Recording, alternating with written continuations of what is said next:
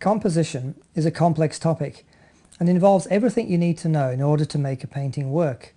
Many textbooks treat the subject too narrowly and focus only on the small details of the composition and the arrangement of things in the painting. To make a really good painting, however, you need to have a wider perspective. There are two key components to any great painting. That is its poetry and its music. The poetry of a painting is what the artist is trying to communicate to the viewer through his or her painting. It's what the painting is trying to say. To create poetry, you need two things. The first thing you need is an illusion. You have to make the painting look like something. It has to represent a particular landscape, a still life, or a portrait of a person.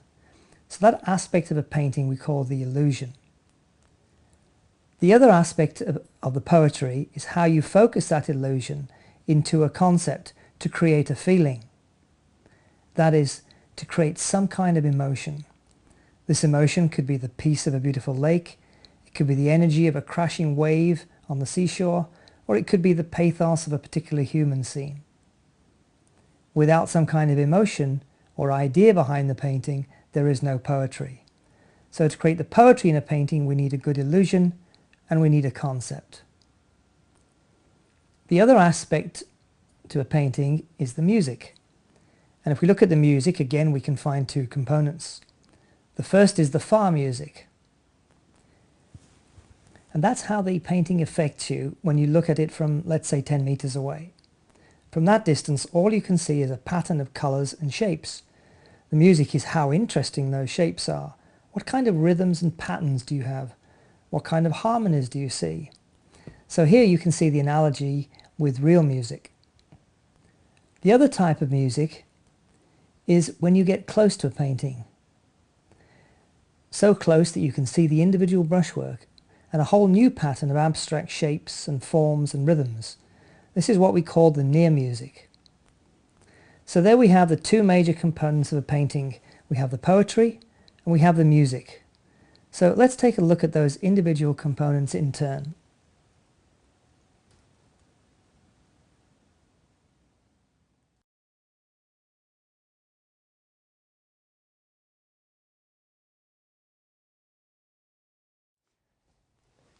Paintings incorporate illusion to different degrees, going from pure abstraction, in which the image bears no resemblance at all to any recognizable subject, to a pure naturalism in which the artist has made the image as close as possible to the actual appearance of subject matter.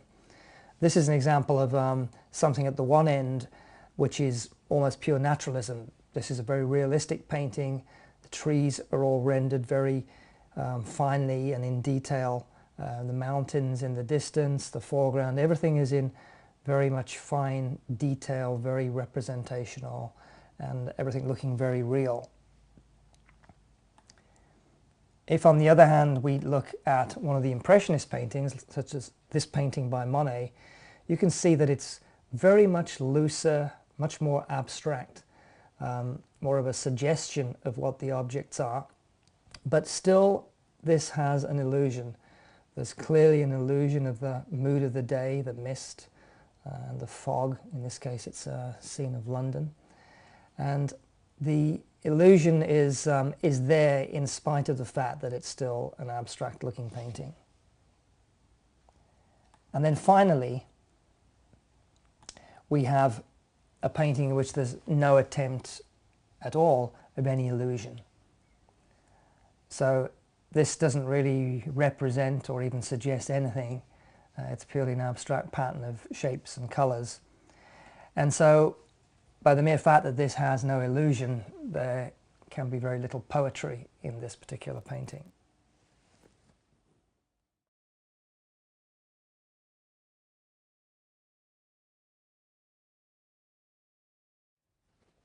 The second part of the poetry of a painting is the concept behind the painting.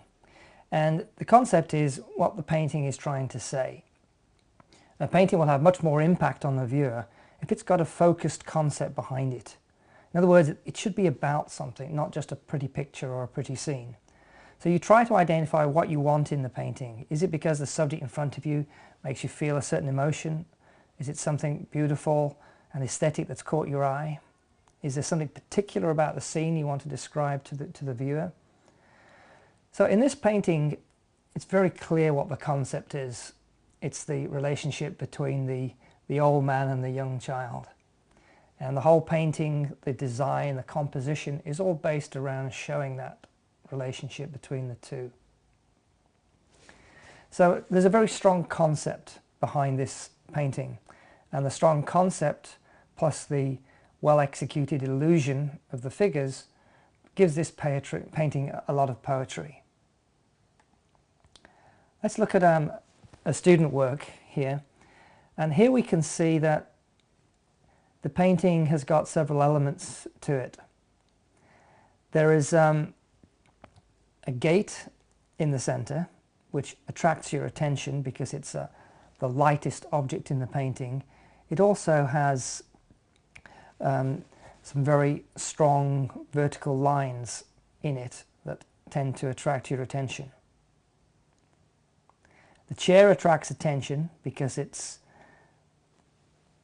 pretty much in the focal area of the painting, and it's empty. It's got a watering can on it, so you're wondering what the chair is doing there.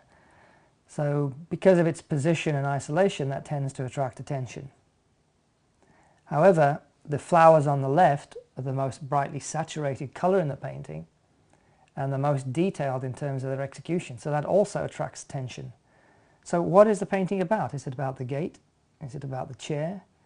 Is it about the flowers on the left? And in fact, there's another flower on the right, a single flower in a pot.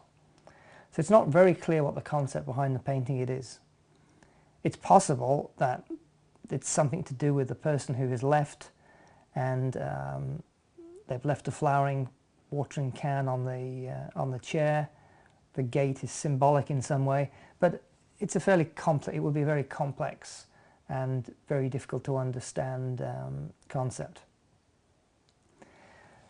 So to conclude, to make a painting strong and give the painting poetry, you need to have a strong concept behind it. What is the painting about? Keep it focused.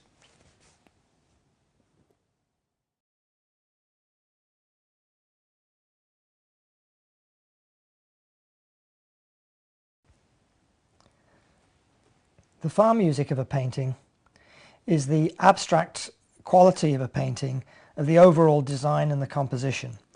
It's basically what you see when you look at a painting from 20 meters away.